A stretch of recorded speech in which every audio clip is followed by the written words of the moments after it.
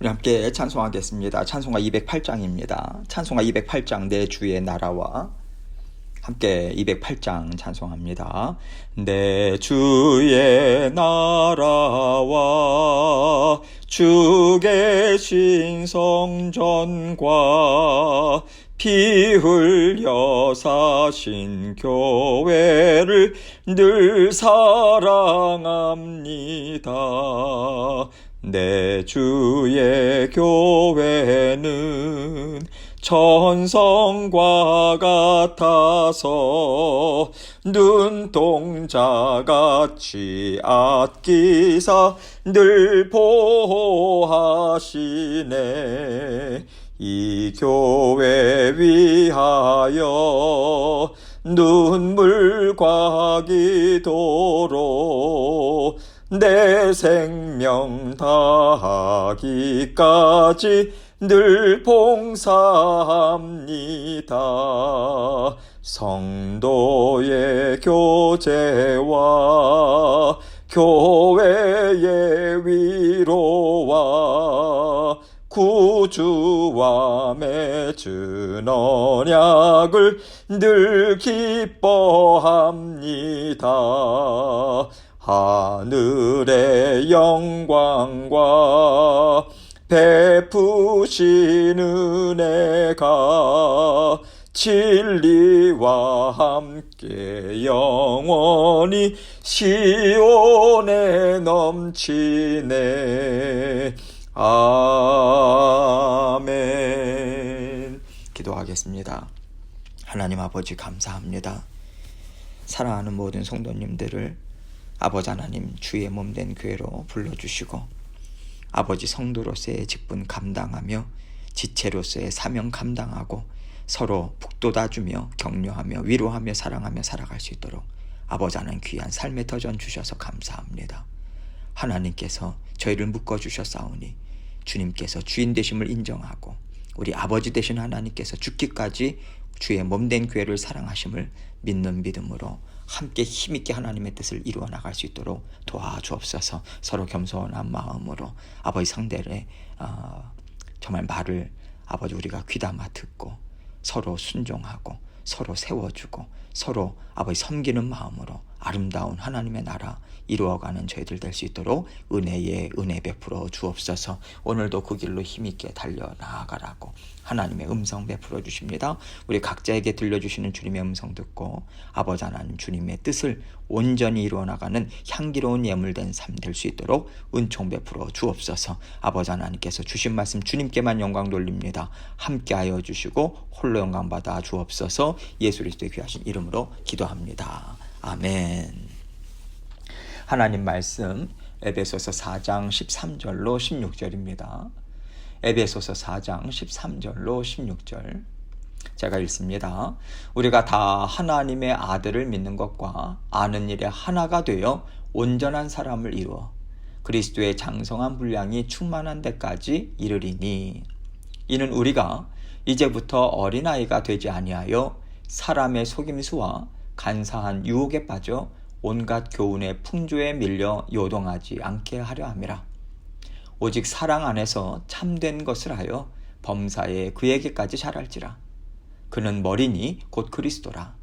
그에게서 온 몸이 각 마디를 통하여 도움을 받음으로 연결되고 결합되어 각 지체의 분량대로 역사하여 그 몸을 자라게 하며 사랑 안에서 스스로 세우느니라. 아멘. 하나님께서 우리를 성도로 세우셨습니다. 성도는요, 하나님께서 십자가의 보혈을 부어주심으로 하나님을 깨달아 알고 믿고 의지하면서 살아갈 수 있는 자녀된 권세를 부어주신 사람들이에요. 그런데 왜 특별히 성도라고 하냐면 하나님의 자녀는 반드시 주의 몸을 이루어야 하기 때문에 그렇습니다. 하나님이 자녀된 권세를 허락하셔서 새 마음과 새 영으로 살아가게 하십니다.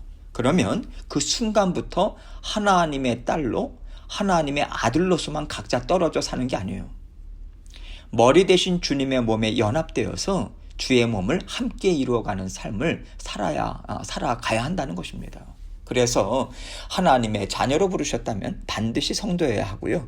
성도라면 반드시 구원받은 하나님의 자녀여야 한다라고 하는 것이 언제나 함께 간다라고 하는 것을 우리는 기억해야 합니다.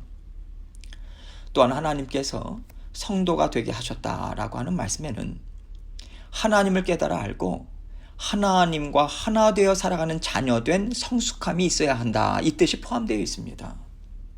그래야 머리 대신 주님이 말씀으로 명령하시고요, 또 할 일을 성령을 통해서 생각나게 해주실 때 주의 몸을 이루는 지체들이요, 그것을 이해할 수 있잖아요. 몸을 움직여서 순종하면서 같이 이루어갈 수 있지 않겠습니까? 우리 주님께서는 하늘의 것을 말씀하시는데 지체된 성도들이 그것을 자꾸만 육신의 것으로 이해해서 주님이 생각하는 것과 성도들이 생각하는 것이 다르다면요, 주의 몸된 교회가 제대로 움직일 수 없잖아요. 그렇기 때문에 항상 주님께서 말씀하시는 것에 모든 초점을 맞춰서 지체된 우리가 한마음 한뜻 되어 살아가는 것, 이것이 하나님의 자녀인 것이고요, 성도로서 이루어가야 하는 가장 기본적인 훈련인 것이고 삶이 되어야 한다라고 하는 것을 사도 바울은 오늘 말씀을 통해서 얘기해 주고 있는 것입니다. 지금까지 바울은요, 하나님의 자녀요, 교회를 이루는 성도의 정체성이 무엇인가, 이것에 대해서 여러 말씀들로 가르쳐 주었어요. 그래서 이제는 서로 마음을 맞춰서 함께 살아내는 것에 초점을 맞춰서 지금까지 얻은 지혜와 지식을 사용하면서 함께 살아가라고 하는 뜻을 마음에 품고 이 말씀을 전해주고 있습니다. 13절입니다. 우리가 다 하나님의 아들을 믿는 것과 아는 일에 하나가 되어 온전한 사람을 이루어 그리스도의 장성한 분량이 충만한 데까지 이르리니, 여기서 우리는요, 당연히 하나님의 자녀들을 가리키죠. 거듭난 하나님의 자녀들. 거듭난 하나님의 자녀들은 다른 것을 믿지 않습니다. 오직 하나님의 아들이신 예수 그리스도를 믿죠. 그리고 주님을 믿는 것과 아는 일은 항상 같이 가야 된다, 이 말씀을 하고 있는 거예요. 무엇을 믿습니까? 내가 아는 것을 믿는 거예요. 뿐만 아니라 우리는 그 믿음 위에 더 알아가는 지혜와 지식을 쌓아갈 수 있지 않습니까? 그래서 알고 믿고 또 알고 믿고 또 알고 믿고, 이렇게 연속적으로 이어져서 든든한 믿음의 토대를 만들어가는 거예요. 이렇게 주님을 믿는 것, 그리고 영으로 깨어서 주님을 더욱더 알아가는 일, 언제나 함께 가야만 믿음의 성장을 우리는 이루어 갈 수 있는 것입니다. 그 믿음의 성장을 어디까지 이루어 가야 하는가? 그리스도의 장성한 분량이 충만한 데까지 이루어 가야 한다라고 말씀해 주고 있는 거예요. 그 수준까지 갔을 때 하나님께서 보실 때 온전한 하나님의 자녀로 잘 자라났다라고 하는 인정을 우리가 받을 수 있는 것입니다. 하나님 앞에서 잘 자라났다라고 하는, 성장했다라고 하는 인정을 받는 데까지 우리는 주님을 믿는 것과 아는 지식을 쌓아가는 일에 끊임없이 애를 써야 한다라고 하는 의미가 담겨져 있는 거죠. 14절입니다.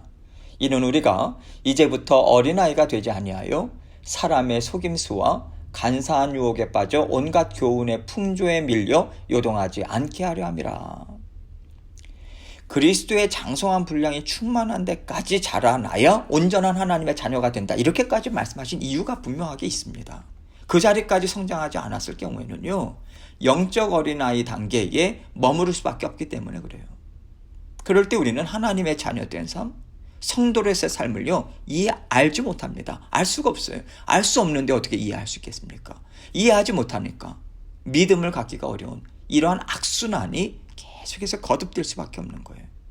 그 악순환이 삶 가운데 어떻게 나타납니까? 사람의 속임수와 간사한 유혹에 빠져서 온갖 교훈의 풍조에 밀려 요동하는 모습으로 나타날 수밖에 없는 거예요. 사람과 사람이 살다 보면요, 거짓말도 하게 되고 그 거짓말로 인해서 피해를 입힐 수도 있는 부분이 있는 거죠. 피해를 받고요. 그러나 지금 바울은요, 그 당시 교회들을 어지럽히던 거짓 선생들, 거짓 교사들을 염두에 두고 말하고 있는 거예요. 성자 하나님께서 성육신하셨다. 사람의 몸을 입고 오셨다. 또 예수 그리스도께서 십자가에 달려서 죽으셨는데 부활하셨다. 말씀하신 대로 3일 만에. 여러분, 이런 것들이요, 사람의 이성으로는 이해할 수가 없는 거예요.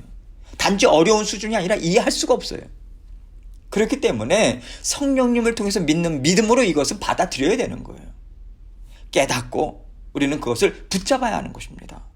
그런데 사람의 이성과 지식으로 이해하려니까 이거는 말도 안 되는 거거든요.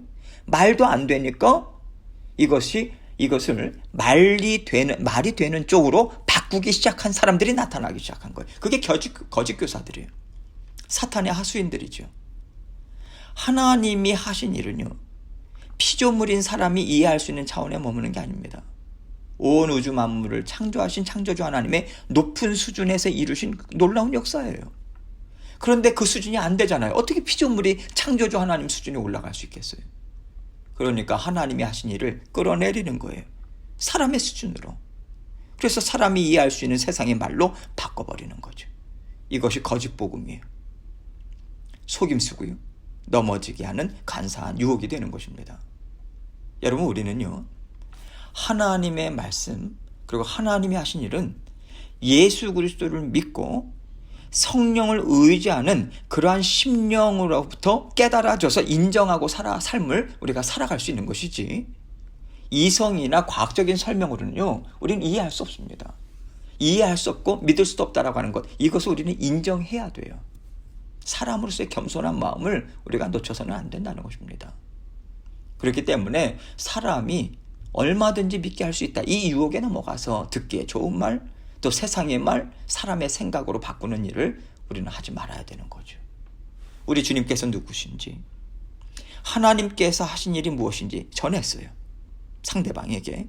그런데 상대방은 무슨 말도 안 되는 소리냐, 이렇게 받아들이지 않을 때 우리는 그 영혼을요, 하나님께 올려드리고 맡기는 것으로 멈춰야 돼요. 그렇지 않고 어떻게 해서든지 믿게 하고자 사람의 생각을 집어넣는 순간 그건 속임수가 됩니다. 간사한 유혹이 되는 것이라고 하는 것을 우리는 경각심을 가져야 돼요. 조심해야 합니다. 구원은 하나님께 속한 거예요. 구원은 하나님이 이루시는 것입니다. 우리는요, 하나님의 말씀을 십자가 보혈의 은혜, 그 사랑을 담아서 전하는 것뿐이에요. 우리는 전하는 그 통로가 되는 것뿐입니다. 거기까지가 우리가 해야 하는 일이고, 사람을 구원받게 하는 일, 이것은 하나님의 영역에 달려있다라고 하는 것을 우리가 겸손히 인정하는 마음이 필요한 것입니다. 15절입니다. 오직 사랑 안에서 참된 것을 하여 범사에 그에게까지 자랄지라. 그는 머리니 곧 그리스도라. 하나님께서 자녀되게 하시고 성도가 되게 하시면요, 무엇이 자녀된 삶이냐, 어떻게 성도의 삶을 살 수 있는가, 이것을 가르치기 시작하세요. 가르쳐주지 않으시면 알 수가 없으니까 반드시 하나님은 먼저 우리에게 가르쳐 주십니다. 그래서 하나님의 자녀요, 성도로서 가져야 되는 마음 자세가 무엇이냐면요, 배우려고 하는 자세예요. 항상 배우고자 하는 그 태도를 우리는 가져야 합니다. 하나님 깨닫게 해주십시오. 하나님 알게 해주십시오. 이 겸손한 심령을 갖고 하나님과 함께 살아가고자 우리는 애써야 합니다. 그럴 때 하나님이 우리를 얼마나 사랑하셨는지 그 사랑을 믿는 믿음 안에서 우리는 진리의 말씀을 깨달아 알기 시작하는 거예요. 그렇기 때문에 오직 사랑 안에서 참된 것을 하여 범사에 그에게까지 자랄지라, 이렇게 얘기하고 있는 거죠. 참된 것이 무엇이겠습니까? 하나님을 아는 일이 참된 거죠. 하나님을 아는 것이 영생 아닙니까? 하나님이 인정하시는 참된 것은요, 하나님을 아는 일에 모든 성도들이 하나가 되는 거예요. 이렇게 날마다 우리가 배우고자 하고 겸손한 마음으로 그러한 배운 것을 삶 가운데 실천하면서 하나님의 말씀이 우리의 지혜가 되고요, 힘이 되도록 우리는 훈련의 장에서 훈련병으로서 우리는 살아가는 거예요. 훈련하지 않으면 믿음의 용사가 될 수가 없습니다. 하나님은 우리 각자를 믿음의 군사요 용사들로 부르셨거든요. 그 자리까지 훈련을 통해서 우리는 가야 되는 거예요. 날마다의 삶이 훈련장이다. 우리는 훈련병이다. 여러분, 이것을 놓쳐서는 안 됩니다. 범사에 그에게까지 자라야 하는데 그는 바로 머리 대신 그리스도다라고 말씀하고 있습니다. 하나님을 아는 지식으로 자라나는 데에는요, 반드시 방향성이 있어야 된다는 거예요. 머리 대신 그리스도를 깨달아 아는 것, 그리고 십자가에 달려 죽으신 주 예수 그리스도의 십자가의 복음을 향해서 거기에 초점을 맞추고 말씀을 배우고 살아내고 믿음을 갖고 자라나는 자리까지 우리는 가야 되는 거예요. 그 방향성을 놓치면 안 돼요. 우리가 하나님을 아는 지식을 많이 쌓아갔어요. 그런데 그것이 주님의 십자가 복음이 아니더라. 여러분, 그렇다면요, 다 헛된 지식이 되는 것입니다. 간사한 유혹에 넘어간 것이라는 거죠. 하나님의 아들을 믿는 것, 아는 일은 오직 머리 대신 예수 그리스도의 십자가 복음에 그 방향이 온전히 맞춰 주어야 합니다. 이것이 진정한 복음이 되는 거예요. 그 복음을 통해서 하나님이 진정으로 인정하시는 온전한 자녀가 될 수 있는 것이고요. 온전한 성도가 될 수 있는 것이다. 바울은 이것을 얘기해 주고 있는 것입니다. 초대교회에 엄청난 부흥의 역사가 일어났잖아요. 그 역사를 타고 인간의 탐심이 타고 들어왔거든요. 자기를 높이려고 합니다. 또 부흥의 역사를 통해서 육신의 필요를 채우고자 하는 욕심이 타고 들어와요. 그래서 복음을 변질시키는 일들이 정말 많았기 때문에 사도 바울은 오직 하나님의 독생자이신 예수 그리스도의 십자가 보혈만 붙잡아야 한다. 이것을 말하고 있는 거죠. 16절입니다. 그에게서 온몸이 각 마디를 통하여 도움을 받음으로 연결되고 결합되어 각 지체의 분량대로 역사하여 그 몸을 자라게 하며 사랑 안에서 스스로 세우느니라. 우리가 주님의 몸을 이루었을 때 주님을 통해서 부어지는 하나님의 풍성한 은혜가 각 지체들에게 흘러갑니다. 하나님의 그 은혜를 풍성하게 주세요. 그런데 가장 중요한 조건이 무엇이냐면 무엇보다도 우리가 섬기는 분이 예수 그리스도신가, 이것이 가장 중요합니다. 머리 대신 주님을 섬기는 거예요. 우리는. 그렇다면 예수 그리스도의 몸에 붙어있는 지체로서 주님이 주시는 지혜의 말씀이 흘러 들어가서 각 지체들이 예수 그리스도의 말씀을 통해서 움직여지는가, 성령 하나님을 통해서 인도하시는 것에 초점을 맞추고 영적으로 깨어서 거기에 맞춰서 함께 나아가고자 하는가, 이것이 또한 중요한 거죠. 왜냐하면요, 그때서야 비로소 온전한 하나님의 나라가 이루어질 수 있기 때문에 그렇습니다. 주님이 주시는 은혜와 지혜와 능력이 부어지는 거예요. 방향이 맞고 하나님의 뜻에 인도하심에 지금 따라가고 있잖아요. 그렇게 풍성하게 부어져서 하나님의 자녀요, 성도된 삶을 힘있게 제대로 살아갈 수 있기 때문에 그렇습니다. 우리는요, 우리가 하나님의 뜻을 이룬다고 생각해요. 그러나 하나님께서 에베소서 말씀을 통해서 분명하게 우리에게 알려주십니다. 주님께서 머리 되시고 주님의 몸에 붙어있는 각 지체들이 주님의 말씀을 따라서 이해하고 깨닫고 배우고 하나 되어 움직이는 역할을 제대로 감당할 때 하나님께서 교회를 통해서 직접 하나님의 뜻을 이루어 나가십니다. 하나님께서 직접 세상도 다스리시고요, 온 땅 가득 하나님의 풍성한 은혜를 하나님께서 친히 나누어 주시는 일을 하신다는 거예요.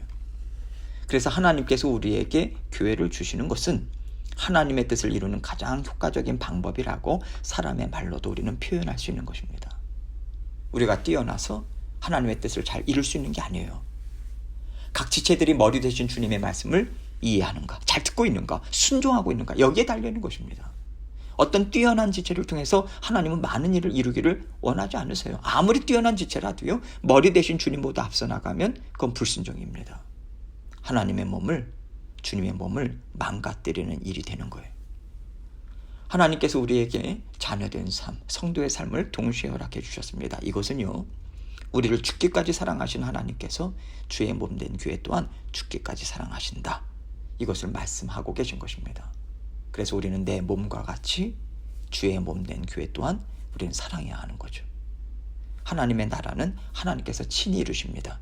우리는요, 하나님 안에서, 하나님 나라 안에서 지체된 영광과 은혜를 얻고 있다라고 하는 것으로 인해서 감사하고요, 그것으로 인한 하나님께 올려드리는 충성이 우리에게 반드시 있어야 하겠습니다. 오늘도 하나님께서 우리에게 그 하나님의 뜻을 이루는, 함께 이루는 일꾼들로 힘있게 자라나시는 터전을 주셨어요. 하루라고 하는 날을 선물로 주셨습니다. 오늘도 하나님과 함께 힘있게 하나님의 뜻을 이루어나가는 아름다운 지체들로서의 삶을 살아가시는 저와 여러분이 되시길 주님의 이름으로 축원합니다. 함께 기도하겠습니다.